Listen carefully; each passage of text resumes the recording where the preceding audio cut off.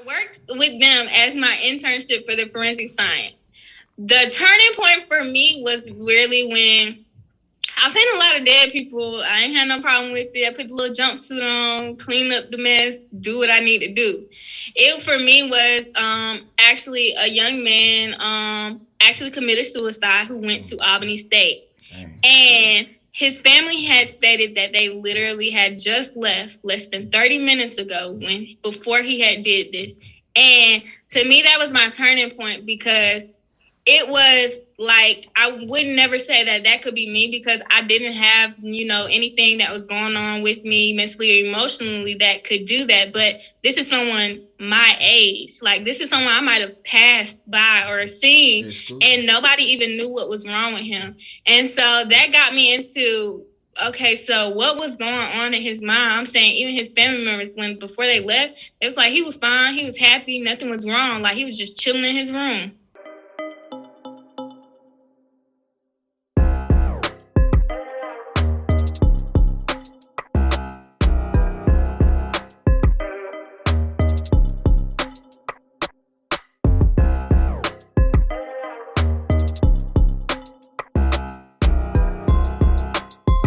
Yo, what's up, everybody? It's your boy Armand back again with another episode of Big Boss Talk, the podcast. Listen, I got another a recommended guest. I've been kind of just following it. Ever since she's been recommended, I reached out. We scheduled the meeting later, probably like a month later, just to be like, give it enough time to really make sure the schedules worked out. And ever since then, I just been kind of keeping track, watching from afar on social media, and I'm gonna tell you, man, she's super active. She's super dedicated to what she does.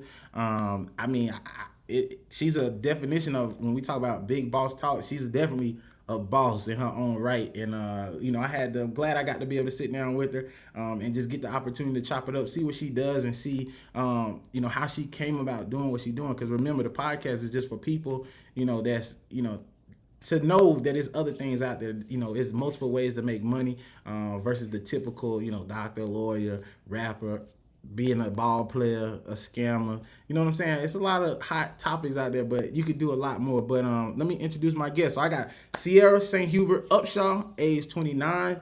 Her career/job, she is an all-around entrepreneur. She is a brand designer, business coach, but she's also contracted at a nonprofit as their human resource manager.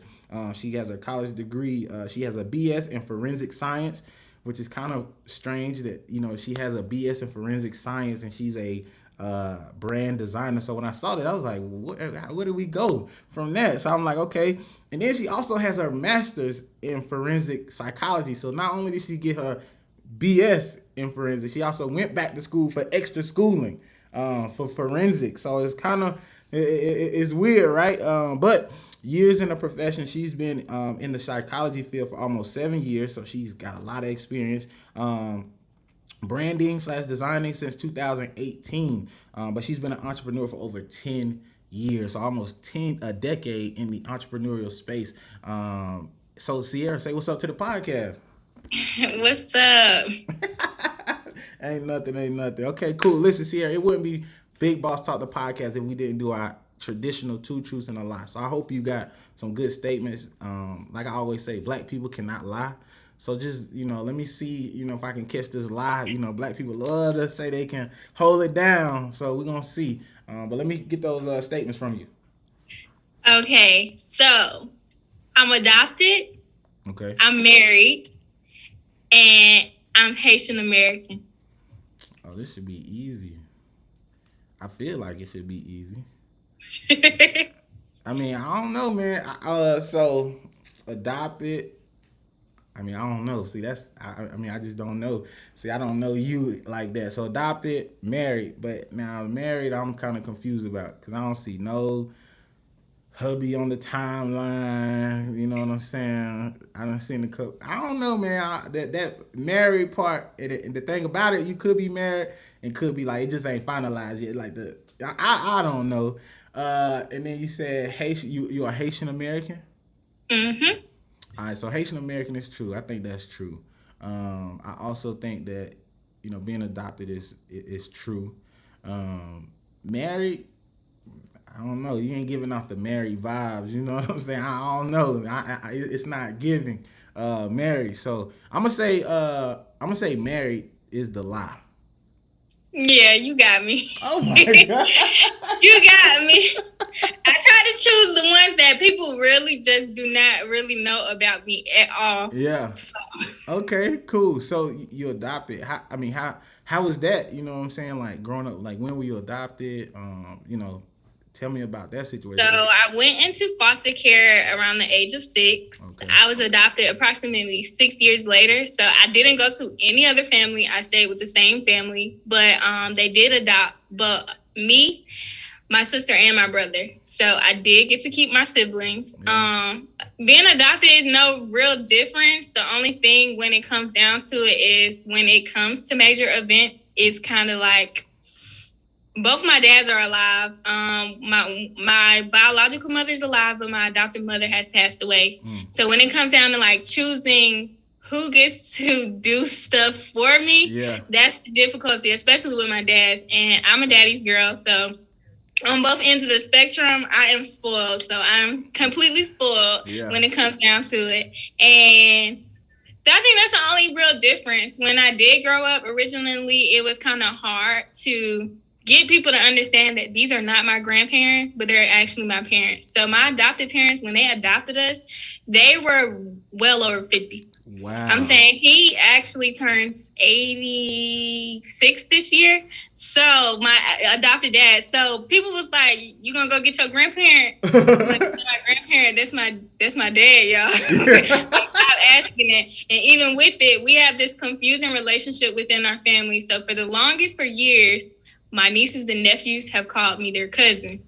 But I'm like, I'm not y'all cousin. I'm actually y'all auntie. So I'm like, address me as such. And they be like, you done got a little ahead of yourself. But it's no real difference. It's just I got a bigger blended family. For sure. That's all. For sure. Like that's what's up. I mean, I know different things. Like so you, I mean, I guess ever since you was born, you kind of stayed with your biological parents.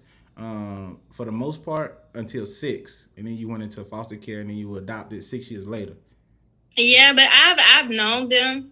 I didn't lose like really any touch or communication with my family members. They still were able to visit us, see us, give us gifts or things like that. There was a time gap where there was like a disagreement between the parents, where there was a time gap, and when we didn't really get a chance to communicate, it was just more like letters and writing type of thing. But even with it, it's like the relationship is still there now. My real parents, I wouldn't say I don't see them as parents, but they still hold that respect for me as mom and dad. But as far as the relationship, it's more like they're my best friends. Like I literally tell them everything, the little secrets that I really would not tell my dad. Because if I tell my dad some of the stuff I tell them, he'll be looking at me like, "Girl, I'm sending you to church right now." Okay, cool. And then you say you got brothers and sisters. Are you the oldest, middle, youngest? I am the middle child, but I have this. I've been since I'm the oldest girl though of this set. I have this like mother-like mentality. So even my parents used to say like, "Them your kids."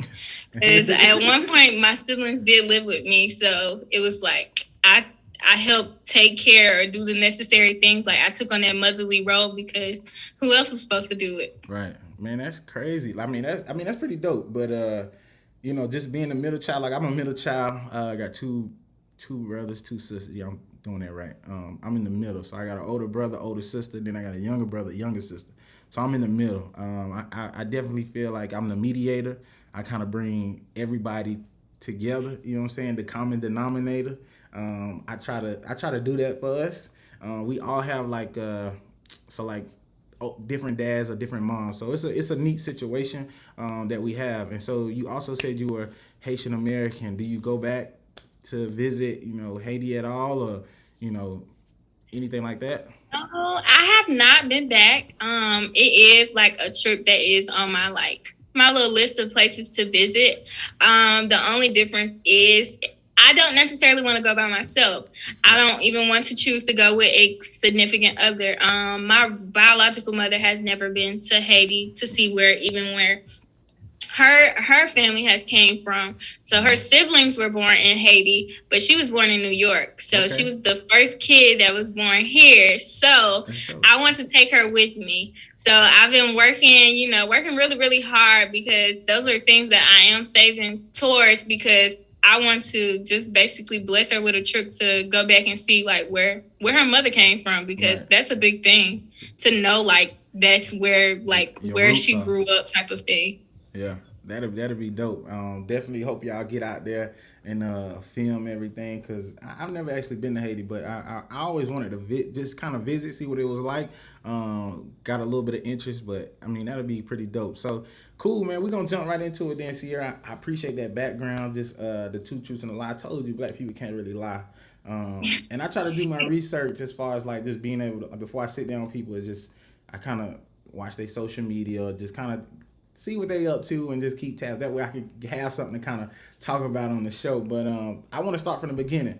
Where did you see yourself? Because obviously you're doing something totally different than what you went to school for. So I'm trying to piece it all together. When you were younger, what did young Cierra want to be, kind of growing up? Actually, young Cierra wanted to be a doctor. I'm not going to lie to you. Like, being a doctor was always of interest to me, but the thing came into play. I'm scared of needles. So, so just the thought of me poking and prodding around on somebody was like, okay, I can't do it. I still get my hand held, give shots. So leave me alone. They got to call the little other nurse to hold my hand, and I'm perfectly fine with it. But eventually it came about, watching all those crime shows and things like that. It said, okay, well, I don't necessarily have to be a doctor, to still be a doctor. Okay. I can still go into like the medical field and still be, something that I felt was important, because in forensic science, that's like, it's not just law enforcement, those are people who actually can make the drugs that people have to help different sicknesses or things like that. So I was like, okay, well, if I can't do the people and the needles this way, I can most definitely be in the laboratory. So I did go to school specifically for that. I did graduate with honors. Okay. And I was within that respective field. It was when I had to choose an internship in forensic science. If you know Albany, Georgia, it's very limited. It's 3 hours away. It's in the country, and it's a party school. It's really nothing around you. You either go home or you go to the parties that's there. That's it. So you went to Albany State? Yes, I did. We played Albany State in football. So I went to a small school in Greenville, North Greenville University. So I'm from South Carolina. I'm from the East Coast, but I just moved out here.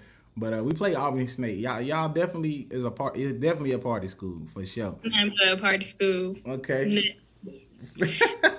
Well, that's what's up. So we went to so we always want to be a doctor, but we can't do needles. All right, that's funny. So you don't do tattoos, none of that. No, I have 0 tattoos, but I do have piercings. But the only reason that I am able to have piercings is because of the fact that they actually do have numbing gel and cream that is specifically, you can rub it on your body, you can rub it on your body, and that's it. For me, the tattoo thing is literally like, a piercing is really, really quick. You can go ahead and get it done. But a tattoo, those things literally take hours. So my siblings have tattoos that are like sibling related, and I'm the only sibling that does not have it. So count me out. I tell them all the time, just don't get one of them things that be like 3 out of 5 or something, because then they're going to be like, where's number 4? Or whoever I'm like, you missing a spot. You missing a whole number, and they're gonna be looking at me. I get it in henna now, but you can't get me to get no tattoo. Count me out of that one. Okay, cool. So then we no needles. We can't do needles, but then we was like, all right, let me see forensic. If I can't be a doctor this way, it's another way I can be a doctor. And obviously you drew the passion from, watching CI, what is it? CIA? Yeah, those TV shows, Law and Order, CSI Miami. Mr. Horatio Kane, he had me in that little chokehold with that little blonde hair. He was so cute to me. I was like, okay, I could be just like him. Even with it, I had every intention on being just like them. Crime scenes and things like that. I went and got an internship at the coroner's office. So if you know the coroner, They are the people who actually go and pick up the dead people body from crime scenes or people who actually just died of natural causes. Okay.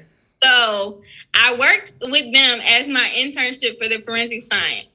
The turning point for me was really when I've seen a lot of dead people. I ain't had no problem with it. I put the little jumpsuit on, clean up the mess, do what I need to do. It for me was actually a young man actually committed suicide who went to Albany State. Dang. And his family had stated that they literally had just left less than 30 minutes ago before he had did this. And to me, that was my turning point because it was like, I would never say that could be me because I didn't have, anything that was going on with me mentally or emotionally that could do that. But this is someone my age. Like, this is someone I might have passed by or seen, and nobody even knew what was wrong with him. And so that got me into, okay, so what was going on in his mind? I'm saying even his family members, before they left, it was like he was fine. He was happy. Nothing was wrong. Like, he was just chilling in his room. We just left to go pick up some stuff, and we were coming right back. Wow. Literally within 30-minute time span, he committed suicide. And I also was the one, like, the sweet little face who actually had to communicate with people and tell them that their loved one, Terrible job. Yeah, and so they gave me that job because I did have, I had a nice personality and easy to talk to, but I was having to tell their family, these are the resources available for you. This is how long it takes to get the death certificate. This is what you need. And it hit me at that moment, like, these people are about to go through something extremely hard to deal with because this young man, he ain't really lived. Yeah. And I was like, I really want to know, like, what was really going on in his head, let alone, like, how do you even try and help these people? So that is what turned me to psychology. Okay. But I also wanted to know about people who actually committed crimes, too, because that was a big thing in Albany, too. The fact that they did have a high crime rate when I was out there, as well as the fact I had one incident. As a forensic science major, the building that we go to is literally on the other side of campus, down a hill. It's like a long concrete steps. And your classes are either early in the morning or late at night. Ooh. And they're not short classes. So if you go to class at 5:45 type of thing, you're not getting out till like 8. I had like 3-hour classes. So it was like, what am I supposed to do if, this late at night? I didn't have a car. I was walking through campus and someone attempted to rob me when I was going down the steps. Like, I didn't even see the person.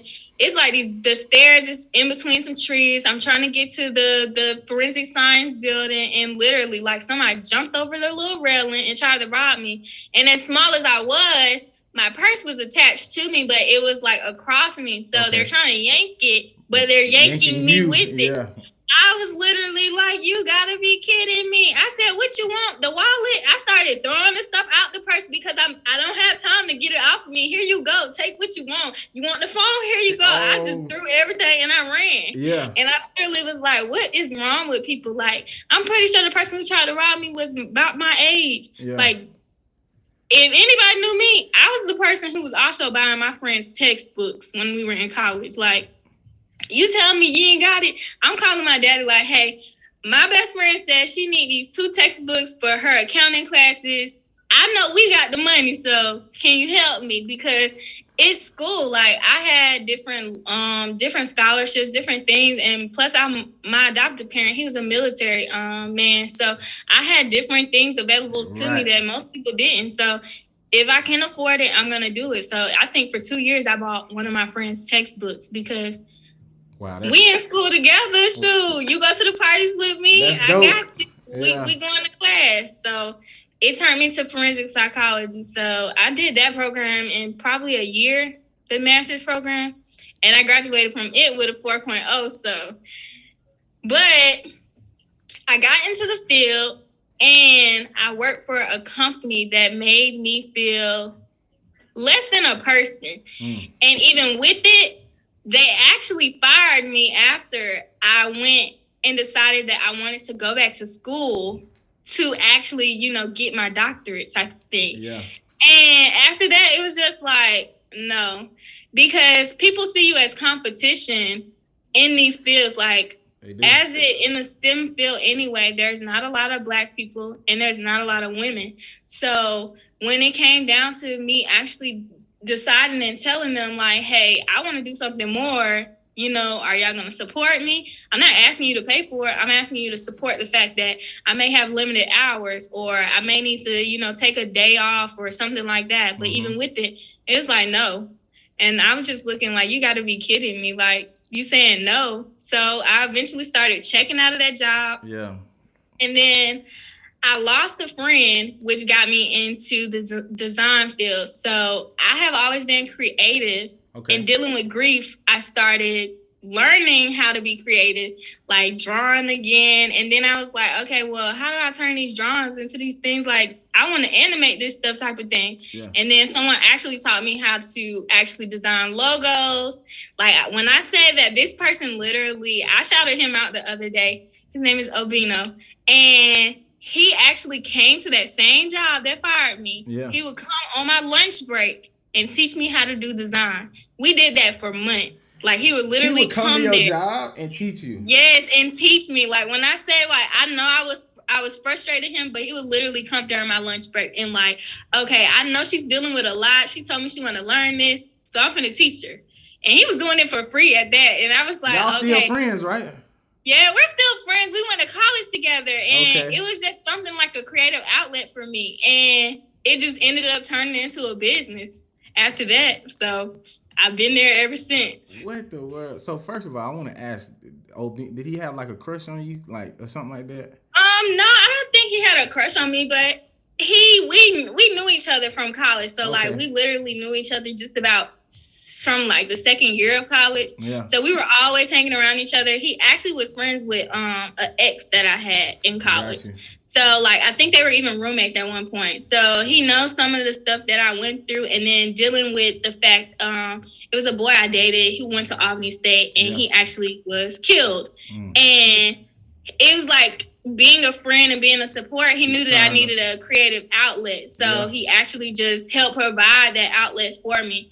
And with the fact that, he heard some of the stuff as what I was dealing with at my job, I think that's part of the reason why he probably didn't charge me, because it's like, she already dealing with enough. Like, let me just help. So it was during that time. It was really during that time, like, I actually learned how to just kind of live day to day, because dealing with that death, it did take a lot out of me. And then having a job that really made me feel less of a person, I was just like, why am I even coming here every day? Like, I really wanted to quit then, but I'm no quitter. I don't quit jobs or anything like that. I wouldn't say I let people fire me, but you got to tell me like, okay, well, it's time for you to move on. Like, you're either, you don't fit the job role no more, or, like, okay, go ahead. But that's the only time I've ever been fired.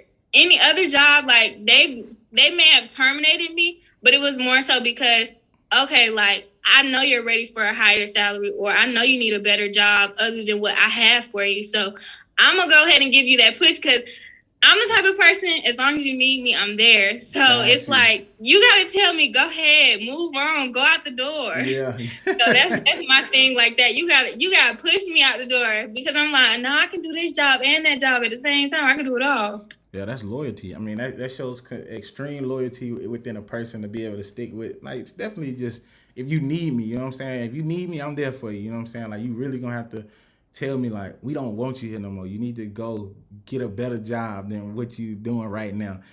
So that shows real loyalty. And shout out to your man that came to a job and taught you those skills, because I think that's huge, to have somebody, God sent people to you, and you don't know why, you don't know what's the reason, because like you said, he was just coming on your job teaching you stuff, and now you got a whole career based off of that. You know what I'm saying? Like, that's a tool set that was placed in front of you that was like you were able to capitalize on it.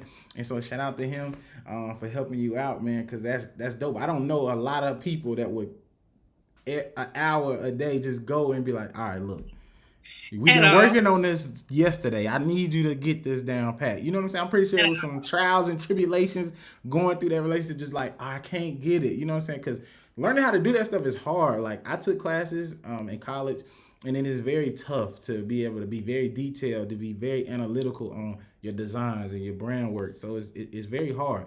I do want to talk about, you know, you working at the coroner's office as far as like how you scared of needles but you ain't scared of dead bodies. I'm looking at, I think about Bad Boys. Like, I don't know if you remember that scene with Martin and Will. They was in, you know, Martin throwing up. Like, I'm Martin. I ain't even gonna lie to you. Like, I ain't coming to pick up no dead bodies, blood, none of that. Like, I'm not looking at it. Like, I can look at it from afar, but we talking about getting up close and we gotta zip it up, put it in a bag. Nah, that ain't me, because it's crazy, because you look at somebody's life. Okay, you look at a human being, and then now you zipping up a body as if it's like trash. You know what I'm saying? Like, you zipping it up, putting it in there, taking it over. Then you gotta get a certificate. So not only we treat people like a number. Like, I mean, like a certificate, really. So I'm just, give me your, you know, what was one of the wildest experiences?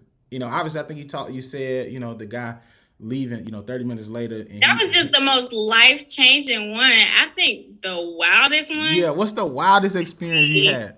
That's the first one I actually showed up on. That's the first one. Yes, I was not prepared for this at all. You know, you see on the TV shows, like, you can come out there in nice clothing type of thing. No. I came to a crime scene. The man had been dead for almost, I don't even know. It was over a month. I know that much. Ooh. We don't know if he fell or whatnot. And his family, I wouldn't say they had a bad time at just checking in on him, but he had periods of time where he would just disappear. No one would think nothing of it. But when that time period came, they kept calling him or whatnot. There was like something wrong. Right. But when we got in there, I had on my cute little pink outfit, you know, my little jogging suit. My hair was done.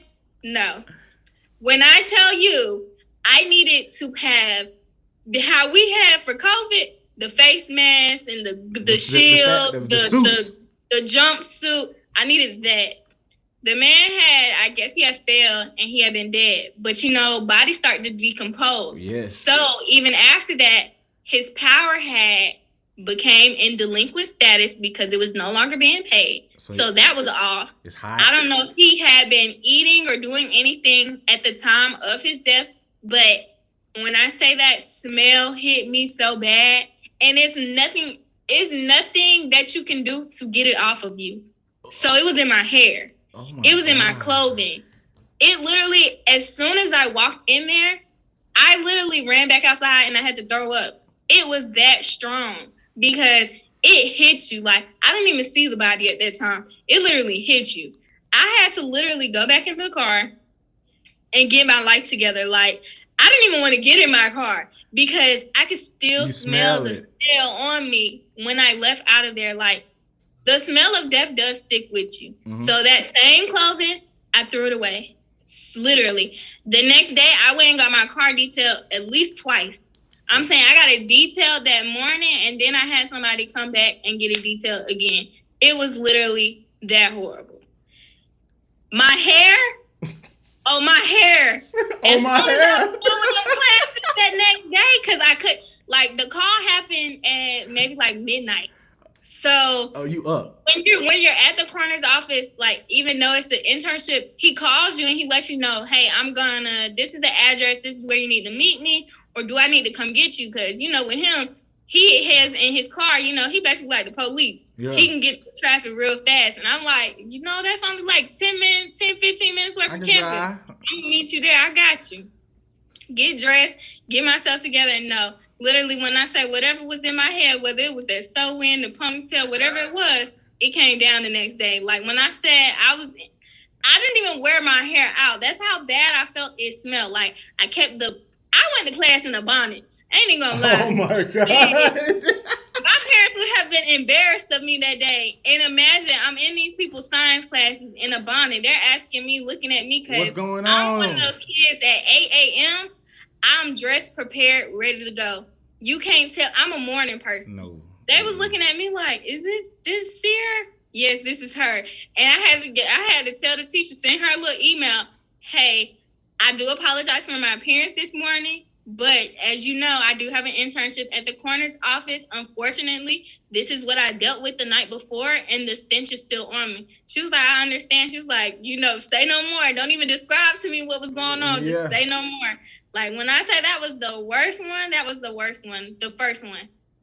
And then even with it, so as we were cleaning up the body, his skin was coming off his body. Oh my God. So I was just like, what is this? Like, when I say you're the first person I probably ever told this whole story to, because other people, like, as soon as they heard about the smell, like, don't tell me no more. Like, when I say, like, it was literally everything that you would see on TV. Like, I'm saying it was just like one of those things. It's just like, oh my God, is this really what I signed up for? And after that day moving forward, I said I specifically went and bought me clothing that is specific for when I go to the corners, as well as I had, them little hairnet things like the people be in the restaurant. Yeah. Yeah, but I had the plastic version because you're not...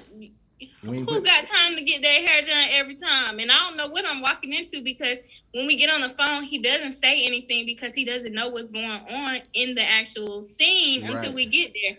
So I've been to gunfights. I've been to old people who just dying, suicides. I've been in like natural deaths or things like that. So it's just literally like, that was literally like the worst one.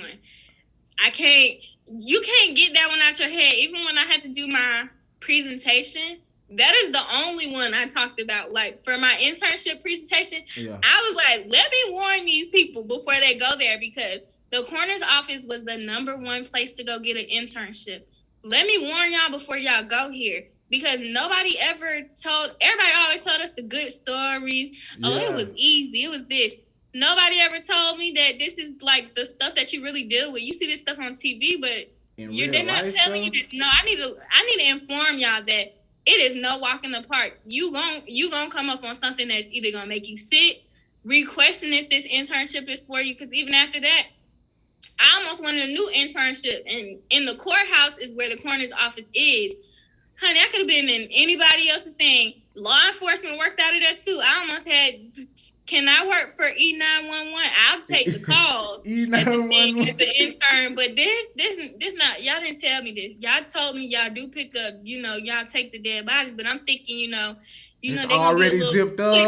It's already put together. I just got to come scoop it up. But they didn't have a real crime scene team like that in Albany. The coroner was basically the crime scene person. Wow. He was the one who had the bag.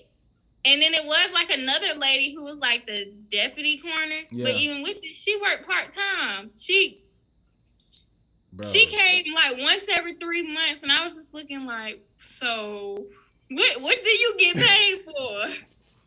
Okay. So look, this is crazy. I've never really heard or experienced anything like this. Like, my thing is, I would have nightmares. Like, it'd be stuff that I just can't get out of my head. And so, I mean, to you, I mean, I don't know if you deal with, if you ever, have nightmares, or even if it probably doesn't even bother you, I don't know, maybe, the smell just really was what messed you all the way up. And I just don't know. Like, it's so many different variables to this whole story. First of all, the smell, the skin, then you talk about decomposing bodies. The man been there for a month. So you already know they got, like, the stuff inside you don't go away. So, like, that stuff gonna stink, smell.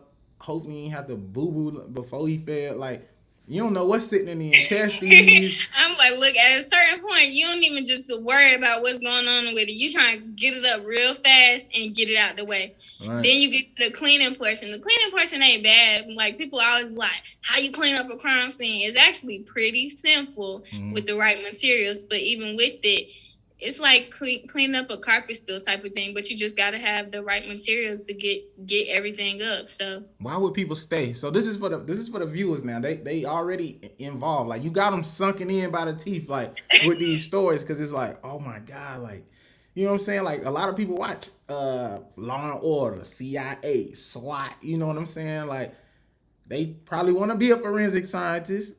And dealing with, that with coroner, that's just one internship, right? So I know it's different. It's probably different little avenues you can go in. You don't necessarily have to, I guess, deal with like the dead bodies, but why do people stay as a coroner? Like, give me a reason why do people sign up for this job?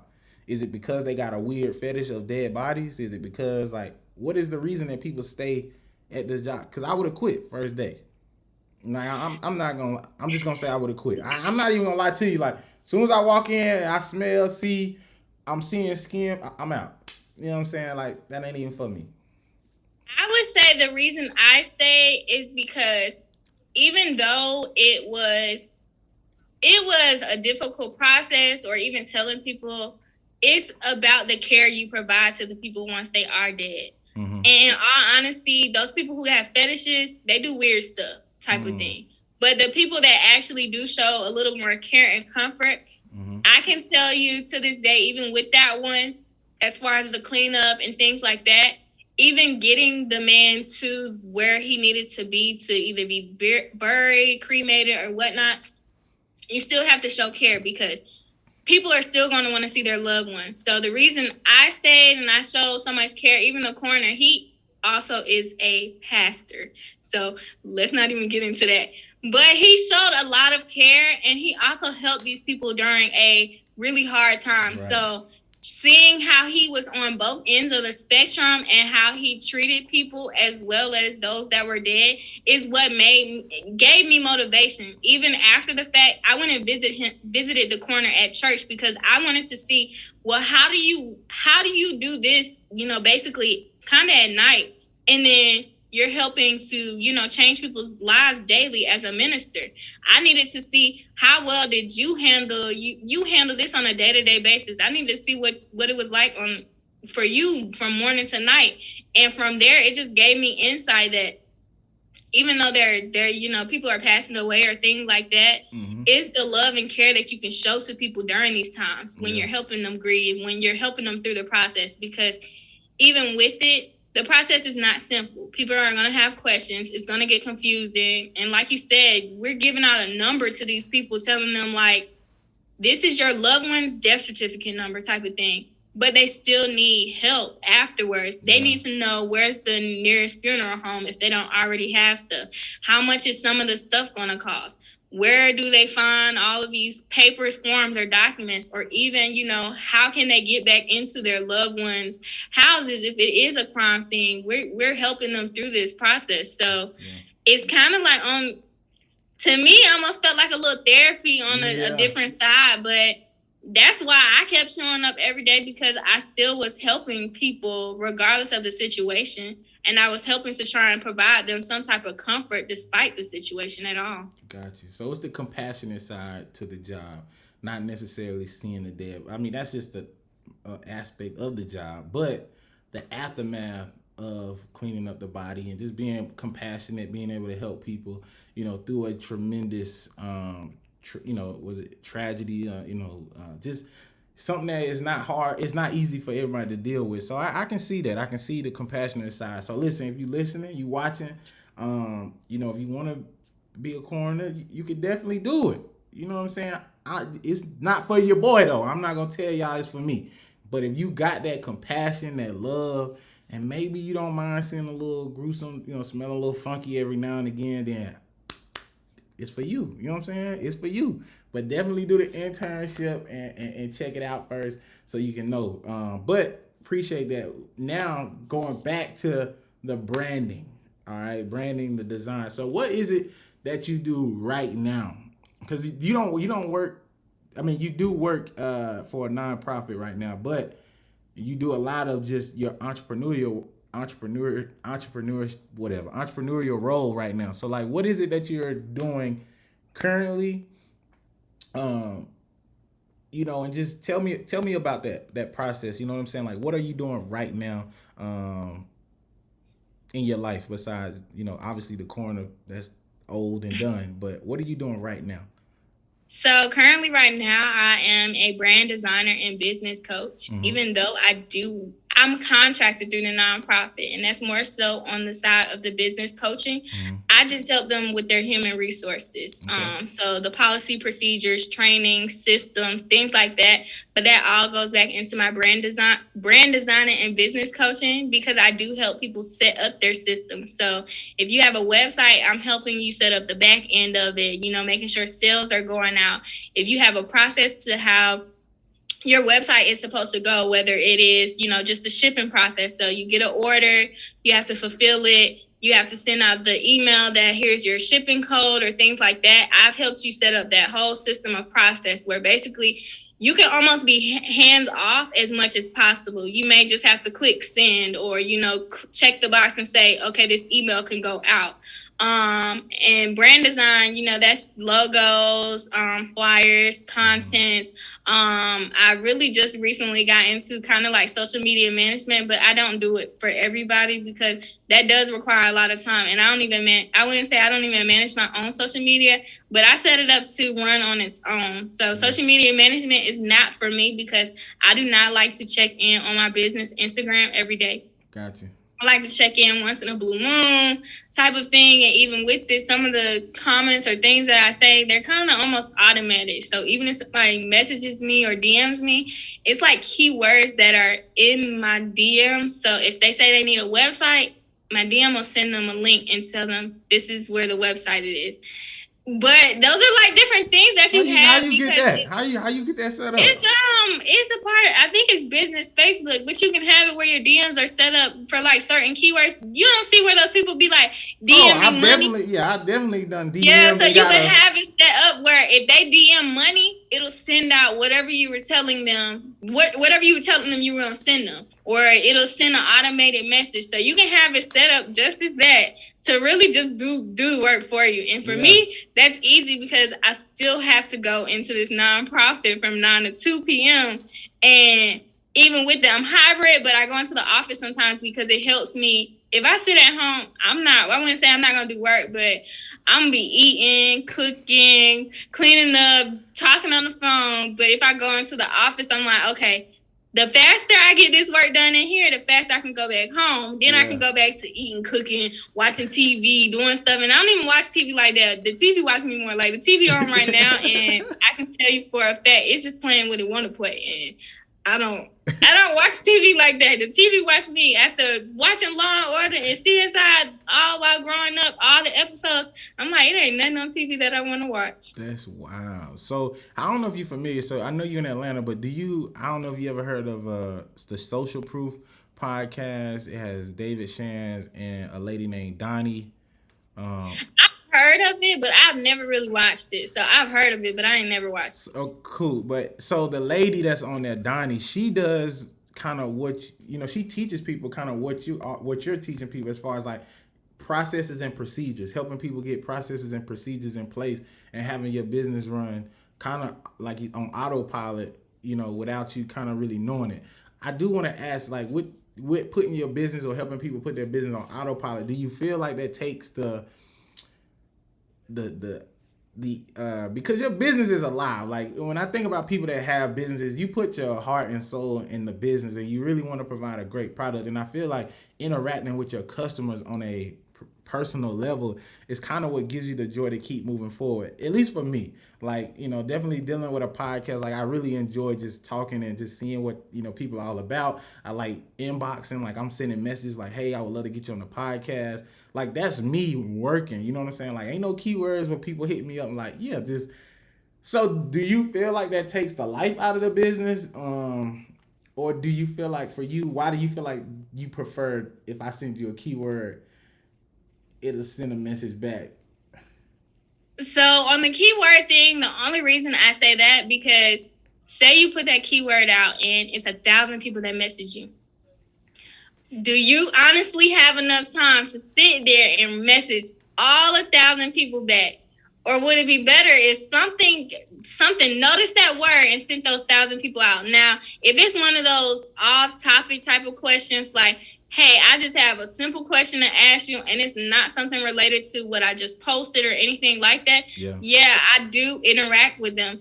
And then putting your system on autopilot, it is not fully pilot it at all. It's like, you know, the car, you eventually you got to take it off of the cruise control and, you know, drive type of thing. Mm-hmm. It is to a certain point. So for me, my autopilot is the beginning phase. Okay. So from the payment to the onboarding question to the questionnaire to setting up the first consultation video call.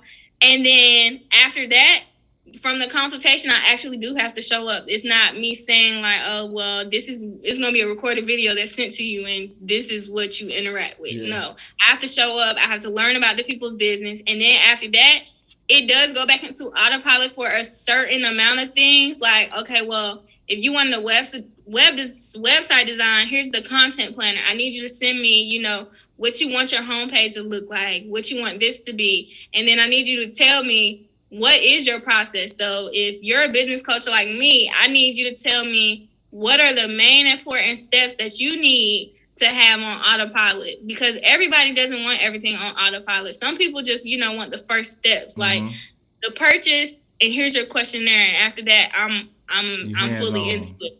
But for me, focusing on just the design part of the actual branding is more beneficial, because that is how I'm able to take on more clients. Because if I do have to be more hands-on, that's less time that I actually have to design for clients. When I first started in business, it was literally me, like, I literally could maybe only take 2 clients a week type of thing. Right. And that's not beneficial, because around that time I was in the $100 ranges of stuff. Now I got packages and things that's literally over $2,500. And for me to sit here and say that I was only doing maybe $250 a week type of thing, that ain't doing nothing in the entrepreneur aspect. You literally got to make $250 a day to really be, you know, up there. Yeah. Oh. So it's only a certain portion of it that I put on autopilot. And even with me saying that I don't like getting on social media every day, especially for my business, I'll get on my personal one all day, every day. But for business related reasons, like it has to be a comment, or, you know, someone actually asking me a question that, you know, needs a real response from me, a real answer. But other than that, I just don't sit there on the business Instagram. I interact with people, I follow people, but even with it, a lot more people follow me on my personal page than my business page. And I don't know why. I think people actually like to see your face a lot more. So when I was going live on my business page, I had gained a lot more followers. But even with it, a lot of my followers still somehow from that business page, they went and found my personal page. And now I got clients that just DM me on my personal page, and they're just like, well, I know that this is your business page, but I'm pretty sure you'll answer it on whatever DM you see it in. And I'm just like, okay, well, since you already started the conversation here, I'm going to just leave it here. But naturally, I want people to message me on the business page, but I still handle business in the business page, and the personal page, I've only had the business page maybe a year now. Mm-hmm. So it really was like I was handling everything in the personal page for a while. Gotcha. But then I got the business page. I have clients over there, but most people they like to see me having fun, and they like to see me posting about my design work. They're like, okay, well, you got balance. You're doing both. Yeah, I don't know why, but people used to have this thing where they wanted to see nothing but business on the business page and nothing but personal on the personal page. But even now, people just like to be in your business. They like to see what you have going on a day-to-day basis, as well as see that you're still human. You're not just sitting here at the computer acting like you working all day. I got stuff that be going on. I be wanting to curse people out. I be wanting to be like, I quit every 5 minutes type of thing. I've had clients that really, I be like, no, I can't deal with you. Here your money back. Give it back. Wow. Yeah. I will give somebody money back in a heartbeat, because what you won't do is think that your money controls me at all. I have in my policies and procedures too. Okay. Even with it, if you are a disrespectful client, if you literally think that your money runs me, if you think that you really can just get away and do whatever you want, as well as say my turnaround time is 7 to 12 business days, and you go send me the stuff on the 7th business day thinking you finna get it back right then and there after you waited that long, it's impossible. At some point, even with it, if you pay the deposit is mine, because you play with my time type of thing. Right. And I have a ghosting policy, yes, and even with it, All of my policies are in the state of Georgia, the city of Atlanta. So if you really want to go to court, you got to travel to me. So imagine if I have a client in California. You got to come to the state of Georgia because that is where my policies and procedures are held. They're here in the city of Atlanta. So no, you can't sue me in California. You got to come here and file any civil suit or anything like that. You got to come to me. Yeah. So I make it a really big deal about having peaceful clients and clients that have their stuff together, because people play a lot in business, and that's not one of those things I like to play with. As well as, you get to playing with people's money. People want their money back. But here I've spent 2 weeks on something. My time has to amount to something. Right. And if I sit here and say, $200 is mine, I still need to show what work I've done to earn that $200. Even if it's the consultation, because my consultation ain't just cheap either. So it's like, if I say I took $200 from you, $125 went towards that consultation, and the other $75 went towards the time and research that I had put into your brand or your business. Learning about, if you got some technology company, I went and learned about some other companies that are, your competition. Right. And I want to give you the best that I can, so that way, if you're looking to be like Dell or Microsoft or something like that, I'm giving you that leverage, that you can give them a run for their money in a few years type of thing. Or you can take your business and trademark it or things like that. So even with it, I have clients that come to me who already have their own trademark attorney, and they come with the full package, and you have to have everything like P's and Q's, every I dotted, T cross type of thing, because you can't play with people's trademarks and stuff like that. Like, so if the website has to look a certain way and have all these products on it, you have to follow their trademark. If not, now they're spending more money to extend it, and eventually spending all that money, they're going to want their money back. Yeah. And I can understand that. So if I'm not providing the work, especially when I come with a trademark client, I'm more than willing to give the money back, because if they have to spend additional money because of something that I've done, I'm like, here you go. Like, I'm not even going to take on the responsibility. If I know I cannot do it, I'm just like, here. Because I don't want to put myself in a bad position or get a bad review. One bad review can really take you out in business. Yeah. What's it?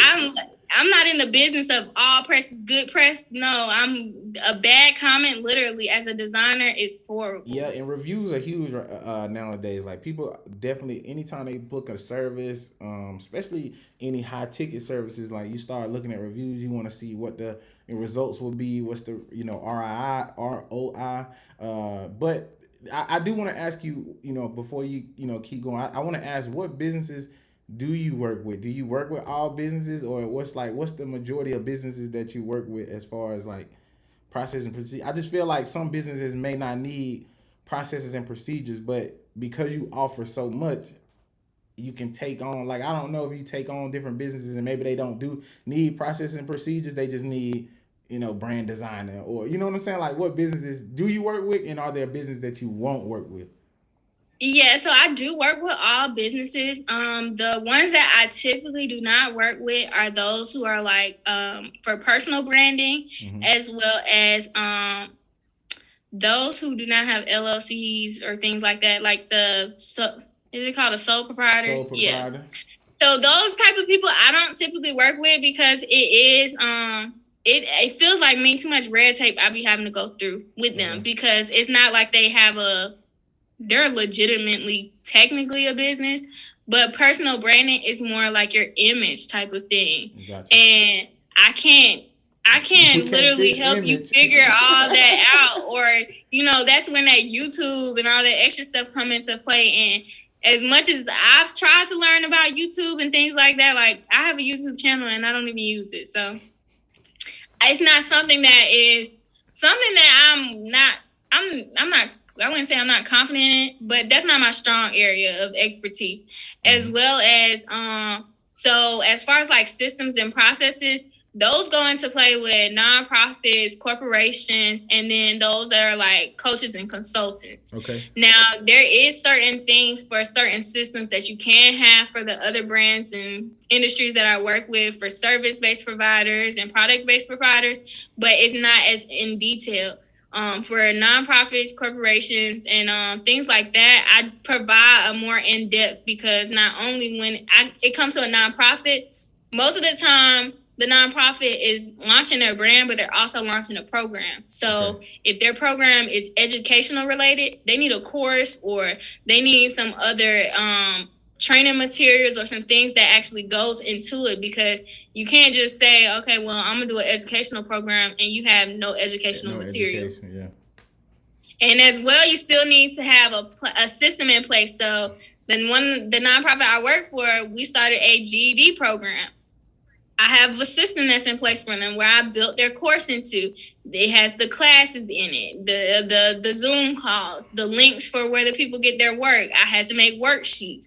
It came with a workbook, things like that. So they have to have certain things and processes, especially with the fact that even though I'm technically the GED teacher, I don't technically show up to it, because it needs to the kids basically need it to run on their own so that they can be self-paced. Because if me teaching it, like if I have to teach it, you're going to have to come to me physically, like in person. And then that's a lot of time that I wouldn't say I don't necessarily have, but you're not just giving a 1 hour GED class. You're giving it out and then you have to have a morning class and a night class, because some people don't work and then some people do work. You have to have options for them, especially when it comes to a GED program. So it's better to have it self-paced. You can record yourself, upload it. Like I have the recording in the video, so they'll see me writing on the board. I'll take time for them, take a break. I do make myself available during the times when they are technically supposed to be watching the video. So if I say at 7 p.m., you got till 7 p.m. to, watch this video on Tuesday type of thing. This is the class day. These are my office hours. These are the times that you can ask me all the questions you need. And I make myself available to it. But it's not something that I just really want to show up for every day. Like showing up every day, I wouldn't say that's not my strong suit. I'm a morning person, but I like to work in different places. So I might want to go work at the bar, or I might want to go work at Starbucks, or I might want to get brunch in the middle of, a work day. I've done it before. I take my computer wherever I go. I done been to Toast on Linux with the MacBook. I done been to Rock South. I go to Politan Row. I take it with me. People are in there with their families. People are having, events and stuff. I'm taking my MacBook. As long as it got enough table space for me, I'm going to take it. Man, the pandemic done showed out, man. Got people out here going to work at a brunch. You got mimosas spilling over your keys. Ooh, I sure do. And let's see what I'm saying. I'm like, just let me. You ain't even gotta do too much. I'm gonna order the food and just let me get the whole champagne bottle and put me the little flute of orange juice right just here. Sit it right here. I'm gonna. You only gotta check in with me once I'm done with the champagne bottle and I already ordered the food. I got everything I need. Just let me have the table type of thing. See, that's crazy. Okay, cool. So Sierra, man, the conversation has been great. I do want to just kind of move forward. I think I got like maybe a couple more questions, just because I really I feel like what you do is necessary. I feel like just being automated, like having processes in place to make people's lives a lot easier. It seems like you're a very busy woman, so you have to have some processes in place where you don't feel like you always giving, because you can be it can be very draining if you got to do all those different things and keep track. And you're right, if you got 1,000 people DMing you, you're not gonna be able to check. Like, I ain't got 1,000 people DMing me. It's me DMing them. This business is a little reverse. So it's different. Hopefully, as we grow, it starts to flip back over on my side where people kind of reach like, hey, I want to get on there. So we'll see. We just got to keep growing. But I want to ask you like 2 more questions. The first one is kind of like a 1A, 1B type of answer, right? Or question. One is, why people need to work with Sierra? Like, why you? Like, it's probably so many people that can do what you say you're doing. They might have and this is another thing, where people become cheap, right? People don't really invest in a business. They don't really invest heavy. Like, they don't look at their business as an investment, which I think we have to, even sometimes I catch myself that way. It's like, I could do this, but then maybe I can slide with this. But when you start treating your business like that, then it's only going to see that type of potential. But if you really look at it as like an optimal, like a Dell or Microsoft. Like when you start to look at it and treat it as such, then it will pay you as such.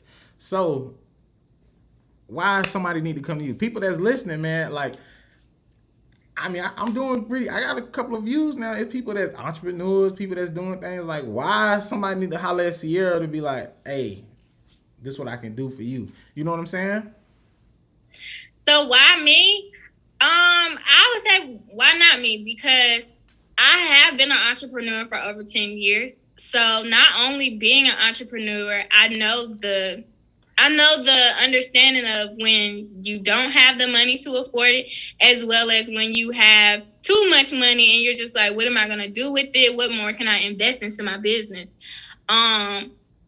So as far as like payments and things like that, I do offer a host of services, as well as the fact that, there's different payment plans, different things available to you. I always offer discounts. I have no problem with working within people's budget. I know my value as far as what I do have to offer, but working for a nonprofit has shown me that the fact that people want to be in business, but sometimes they can't afford it. So sometimes giving back is not as bad as what people make it seem. Mm-hmm. I do have the ability to, I don't offer free services unless it's like some type of raffle or something like that. Right. But I'm well-rounded in business. So with my background, as far as STEM, from branding and working for a nonprofit, I do have a wealth of knowledge. So even with it, I have a ton of coaching clients. Some of them have turned into friends type of thing. Like they enjoy the information and the knowledge that I do share to them. Mm-hmm. That they always just want to stick around. And as well as the fact that, I do offer a lot of services. Some of them, they're a lot cheaper than others. As well as I would say I'm like a walking Google, because just about anything that you're wanting to know about, I for one, just about I can either tell you about it myself, or I have a referral for you. My network is like extremely big. So starting off in entrepreneurship so young, a lot of people wanted to pour into me. So even those people, they still do give back. And being as I'm the type of person you have to push out type of thing, they've always kept those connections. So I do always give back. I give out my network to anybody, literally. Like if you ask me a question, I can't answer it. Well, here's the person that can. Let them know that I referred you. And some of the time, most of those people will give you a discount because it's like, oh, Sierra told you? Yeah, I already know you're on the path to success type of thing. So even with it, like I consider myself the best at what I do in general, because I feel like there is no other Cierra. There's no other Cierra who does branding and business coaching. There's no other Cierra who can create a logo like me. There is a host of people that do graphic design and web design and things like that, but how many of them actually still continue to follow up with you once the work is done? How many of them still care enough to let you know, like, even if you do get your website revamped by somebody else? I had a client who did that the other day, and she wanted a website audit. And I let her know, like, your designer was not on point. Like, what I expected from you was not it. So I do offer, like, follow-ups and things like that.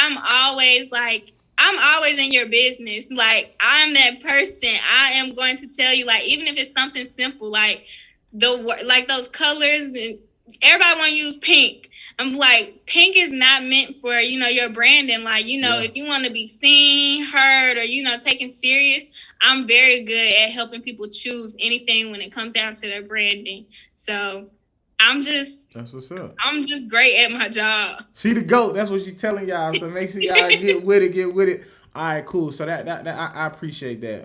And she's not lying. I asked her a question one time about just trying to get business funding, getting a little credit, and she gave me a resource, and I reached out, and it worked out for me. So she not lying. She will. Yeah, I told you I give the network. Look. Give the network. So it's a proven fact. So I definitely agree with that. And then last question, it's super simple. Let's just say example time. Me personally, We talk about, I don't know if you ever got to look at the podcast or anything like that. What are some things that you would say like you could do better here? You know what I'm saying? I'm not asking for a free consultation. I just need, one. I just need one. I had a psychologist on here. I had a little psychology session. You know what I'm saying?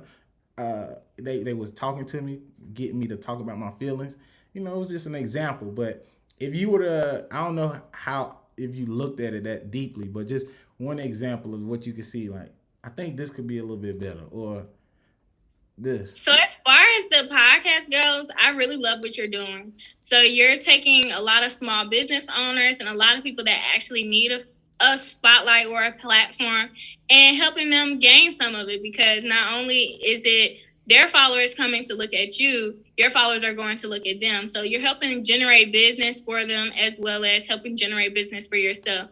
The only thing I would say is in the world of YouTube and things like that, sometimes having one of those influencers is really good. So even though I know you're in the field of, giving that boss talk, there are micro influencers that you may have the potential to actually interview, and that can build up a little more traction for what you're actually going for, and giving that platform out to more people. And I say a micro influencer because I wouldn't say they're as expensive as an influencer, but even with it, they'll even some of them like to give back.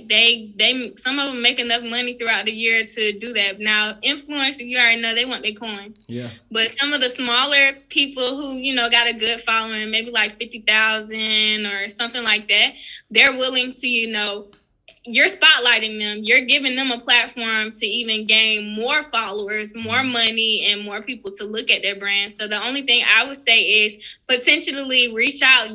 You're in the business of DMing people. Oh, yeah. DM some of those people and see what they have to say. Not everybody's gonna send out a price list. Some people really just like to get on here and talk, and they'll put you on YouTube, and you never know who you'll run into, especially in Houston as well. I know a lot of YouTubers are out there. Like, I've seen it. Sometimes I'm like, maybe I need to go on to this place. I've seen it in the background. This is where they like to frequent. But that's the only thing I have to say, because in all actuality, like, I had saw your podcast prior to you reaching out to me, but it was like multiple people have been, posting about it, and I was just like, what's going on? What he got going on over here? Yeah. So you're doing a great job. That's cool. You just need that one little influencer and watch you. It'll take off. Okay, cool. I'll take that. I did. What's funny is I did sit down with an influencer from Atlanta. On YouTube, and like, she blessed me, you know what I'm saying? I always shout out to Shanice Alicia, that's her YouTube, but she did bless me. She allowed me to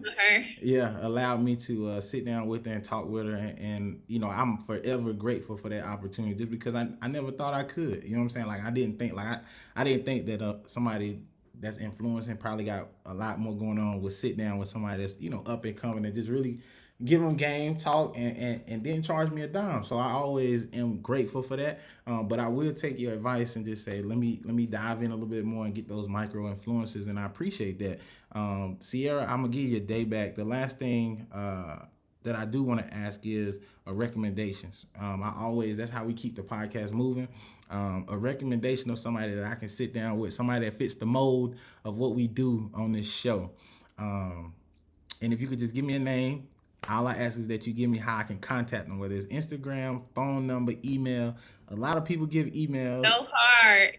You asking me for one recommendation. So you can give me. I'm like, if the people don't see this at the end. Yeah, you can. Oh, they I already know my friends might be mad at me.